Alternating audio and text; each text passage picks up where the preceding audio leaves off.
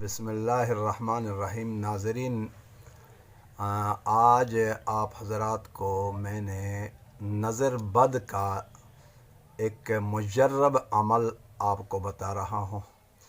देख लिया होगा आप हज़रात ने कि छोटे बच्चों को नज़र लगती है और कहीं बड़ों को भी नज़र लगती है, मकान में लगती है, गाड़ी में लगती है, दुकान में लगती है, जो कि नज़र बद इंसान को यहाँ तक कि कब्र तक पहुँचा देती है।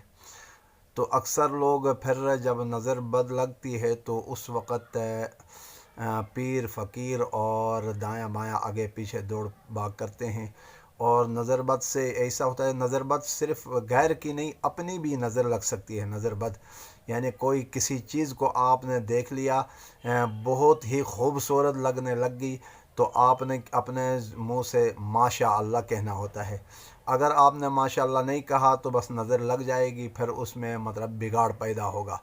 कहीं अक्सर आपने देख लिया होगा, छोटे बच्चों पर नज़र बद लगती है तो वो बीमार हो जाते हैं, बुखार आता है, चढ़ जाता है, फिर बुखार ख़त्म होता है, फिर चढ़ जाता है, फिर बच्चे जो है ना चिड़चिड़ापन इख्तियार करते हैं, चिड़चिड़ापन आ जाता है। तो इसी तरीके से बड़ों में भी होता है, मकान में होता है, गाड़ी में होता है, इसी तरीके से यानी जानवरों में भी नज़र बद लगती है, बहुत सारे। तो आपको आज मैं मुख्तसरन आपको बेहतरीन मुजर्रब अमल बता रहा हूँ। सबसे पहले तो अल्लाह ताला के नामों में से एक नाम है या बर्रु। क्या है? या बर्रु।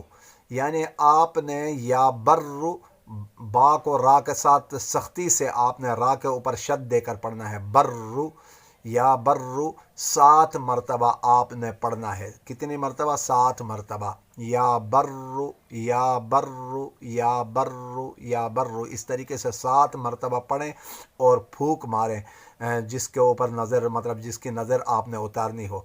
फिर 7 मरतबा पढ़ें, फिर नज़र उतार दें, फूंक मारें और नज़र उतर जाएगी। फिर 7 मरतबा, यानी 3 दफ़ा ये अमल आपने दोहराना है। इंशाअल्लाह अल्लाह के फ़ज़ल व करम से आप नज़र बद से महफूज रहेंगे, आपके बच्चे महफूज रहेंगे, आपका अहल व अयाल और आपकी माल जायदाद भी नज़र बद से महफूज रहेगी।